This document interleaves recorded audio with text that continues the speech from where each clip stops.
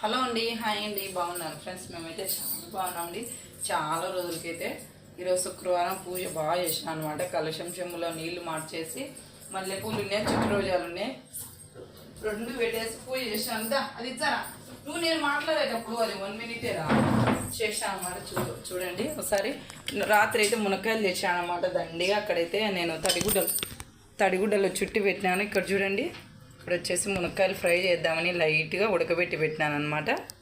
పూజ చూడండి, ఒరే కింద పన్నామనుకో డిప్ప వగులుతుంది బిడ్డానికి.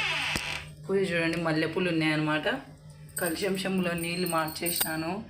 పూజ అన్ని మల్లెపూలు చిట్టు రోజాలు పెట్టి బాగా చేసుకున్నాను అనమాట. నిజమండి, ఇంట్లో రోజు మనము ఏదో ఒక టైంలో పూజ చేసినామంటే కొంచెం టైం కుదుర్చుకొని మనసుకు ప్రశాంతంగా ఉంటుంది అనమాట. ఎన్ని బాధలు ఉన్నా కొంచెం మర్చిపోతాం అనమాట. కొంచెం మనకు కూడా కొంచెం లక్ష్మీదేవి కటాక్షం దొరుకుతుందని